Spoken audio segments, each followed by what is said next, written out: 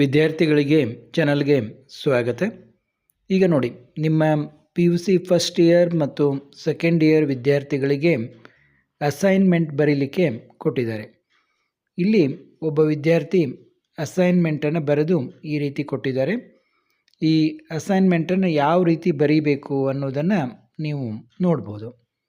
ಹೀಗೆ ನೀಟಾಗಿ ಎಲ್ಲ ನೋಡಲಿಕ್ಕೆ ಮತ್ತು ಬರವಣಿಗೆಯಲ್ಲಿಗೆ ಯಾವುದೇ ಒಂದು ವಿಷಯದ ಬಗ್ಗೆ ನೀವು ಪಿಕ್ಚರ್ಗಳನ್ನು ಅಲ್ಲಿ ಒಂದು ಅಟ್ಯಾಚ್ ಮಾಡಿ, ಅಂದರೆ ಸೂಟೇಬಲ್ ಆಗಿರುವಂಥ ಪಿಕ್ಚರ್ಗಳನ್ನು ಅಟ್ಯಾಚ್ ಮಾಡಿ ನೀಟಾಗಿ ಬರೆದರೆ ನಿಮ್ಮ ಲೆಕ್ಚರರ್ಗೆ ನೋಡಲಿಕ್ಕೆ ತುಂಬ ಒಂದು ಇಂಪ್ರೆಷನ್ ಚೆನ್ನಾಗಿರ್ತದೆ ಮತ್ತು ನಿಮಗೆ ಅಸೈನ್ಮೆಂಟ್ ಫುಲ್ ಮಾರ್ಕ್ಸನ್ನು ಕೊಡಲಿಕ್ಕೆ ಅವರಿಗೆ ಒಂದು ಮನಸ್ಸು ಬರ್ತದೆ. ಆದ ಕಾರಣ ಇದು ಒಂದು ಇಂಗ್ಲೀಷ್ ಅಸೈನ್ಮೆಂಟ್. ಇದೇ ರೀತಿ ನಿಮಗೆ ಕನ್ನಡದಲ್ಲಿ ಕೂಡ ನೀವು ಅಸೈನ್ಮೆಂಟ್ ಬರೀಬೇಕಾಗ್ತದೆ. ನಂತರ ನಿಮ್ಮ ಮ್ಯಾಥ್ಸ್ನಲ್ಲಿ ಬರೀಬೇಕಾಗ್ತದೆ.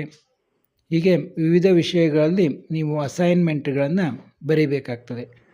ಆದ ಕಾರಣ ಈ ಅಸೈನ್ಮೆಂಟ್ಗಳನ್ನು ನೀಟಾಗಿ ಬರೆದು ಅವುಗಳನ್ನು ಒಂದು ಸೂಟೇಬಲ್ ಆಗಿರುವಂಥ ಪಿಕ್ಚರ್ಗಳನ್ನು ಅಟ್ಯಾಚ್ ಮಾಡಿ ಈ ರೀತಿ ನೀವು ನೀಡಬೇಕು ಅಂತ ನಾನು ತೋರಿಸ್ಲಿಕ್ಕೆ ಇಲ್ಲಿ ಈ ಒಂದು ವಿಡಿಯೋನ ಮಾಡ್ತಾಯಿದ್ದೀನಿ. ನೋಡಿ, ಬಾಹ್ಯಾಕಾಶ ತಂತ್ರಜ್ಞಾನ ಭಾರತೀಯರ ಕೊಡುಗೆಗಳು, ಇದು ಒಂದು ಅಸೈನ್ಮೆಂಟ್ದ ಒಂದು ವಿಷಯ. ಇಲ್ಲಿ ಧಾರವಾಡ ಜಿಲ್ಲೆಯಲ್ಲಿ ಕೊಟ್ಟಿರುವಂಥ ವಿದ್ಯಾರ್ಥಿಗಳಿಗೆ ಸೆಕೆಂಡ್ PUC ವಿದ್ಯಾರ್ಥಿಗಳಿಗೆ ಕೊಟ್ಟಿರುವಂಥ ಒಂದು ವಿಷಯ. ಕನ್ನಡದಲ್ಲಿ ವಿದ್ಯಾರ್ಥಿ ಈ ಬಗ್ಗೆ ಇಲ್ಲಿ ಅಸೈನ್ಮೆಂಟನ್ನು ಬರೆದಿದ್ದಾರೆ. ಈ ರೀತಿ ನೀವು ನೀಟಾಗಿ ನಿಮಗೆ ಯಾವ ವಿಷಯಗಳನ್ನು ಕೊಟ್ಟಿದ್ದಾರೆ ಆ ಒಂದು ವಿಷಯಗಳಲ್ಲಿ ಮಿನಿಮಮ್ ಆಗಿ ಒಂದು 10 ಪೇಜ್ಗಳನ್ನು ಕೇಳಿದ್ದಾರೆ. ಅವರು ಒಂದು 10 ಪುಟಗಳ ಅಸೈನ್ಮೆಂಟನ್ನು ಬರೆಯಿರಿ ಅಂತ ಹೇಳಿದ್ದಾರೆ. ಇಲ್ಲಿ ಧಾರವಾಡ ಜಿಲ್ಲೆಯಲ್ಲಿ, ಬಹುಶಃ ಎಲ್ಲ ಜಿಲ್ಲೆಯಲ್ಲೂ ಅದೇ ಥರ ಇರ್ತದೆ. ನೀವು ಅದನ್ನು ಆ ರೀತಿ ಅಸೈನ್ಮೆಂಟನ್ನು ಬರೀಬೇಕಾಗ್ತದೆ. ನಿಮಗೆ ಬೇರೆ ಬೇರೆ ವಿಷಯಗಳ ಬಗ್ಗೆ ಬರೀರಿ ಅಂತಂದರೆ ಬೇರೆ ಬೇರೆ ವಿಷಯಗಳನ್ನ ಬಗ್ಗೆನೂ ಬರೀಬೋದು. ನೋಡಿ, ಆಧುನಿಕ ಬದುಕಿನಲ್ಲಿ ಮಾನವೀಯ ಸಂಬಂಧಗಳು, ಇದನ್ನು ಬರೆದಿದ್ದಾರೆ. ಕೆಲವೊಮ್ಮೆ ಒಂದೇ ಒಂದು ವಿಷಯ ನಿಮಗೆ 10 ಪೇಜ್ ಆಗಲಿಲ್ಲ ಅಂದರೆ ನೀವು 2 ವಿಷಯಗಳನ್ನು ಸಹ ಬರೀಬೋದಾಗಿದೆ. ಈಗ ಮ್ಯಾಥ್ಸ್ನಲ್ಲಿ ಸಾಮಾನ್ಯವಾಗಿ ಒಂದೇ ವಿಷಯ ನಿಮಗೆ 10 ಪೇಜು ಆಗೋದಿಲ್ಲ. ಆವಾಗ ನೀವು 2 ಪೇಜನ್ನು ಬರೆದರೂ ಕೂಡ ನಡೆಯುತ್ತೆ. ನಿಮ್ಮ ಲೆಕ್ಚರನ್ನು ಕೇಳಿಕೊಂಡು ಈ ರೀತಿ ನೀಟಾಗಿ ನೀವು ಬರೀಬೇಕು. ನೀವು ಒಂದು ವೇಳೆ ಹಿಂದಿ ತೊಗೊಂಡಿದ್ದರೆ ಹಿಂದಿ ಬರೀಬೇಕಾಗ್ತದೆ, ಸಂಸ್ಕೃತ ತೊಗೊಂಡಿದ್ದರೆ ಸಂಸ್ಕೃತ ಬರೀಬೇಕಾಗ್ತದೆ. ಅನೇಕ ವಿಷಯಗಳು ನಿಮಗೆ ಗೂಗಲ್ನಲ್ಲಿ ಸರ್ಚ್ ಮಾಡಿದರೆ ಸಿಗ್ತವೆ.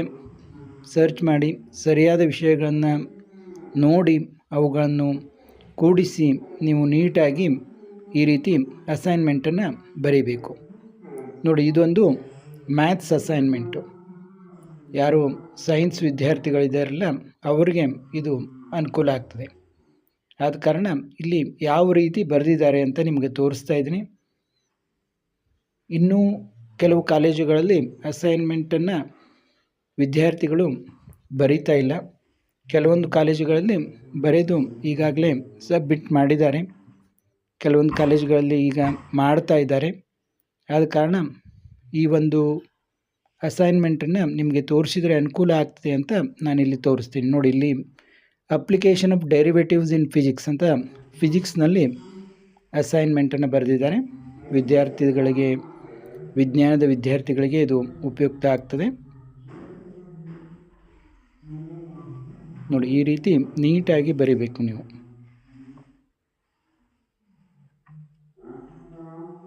ಏಕೆಂದರೆ ಈ ವರ್ಷ ಅಸೈನ್ಮೆಂಟ್ಗೂ ಕೂಡ ಅಂಕಗಳು ಇದ್ದು ಆ ಅಂಕಗಳನ್ನು ನೀವು ಯಾವುದೇ ರೀತಿಯಿಂದ ಕಳ್ಕೋಬಾರ್ದು. ಅವು ನಿಮಗೆ ಹೆಚ್ಚಿನ ಒಂದು ಅಂಕಗಳನ್ನು ತೆಗೆಯಲಿಕ್ಕೆ ನೆರವಾಗ್ತವೆ.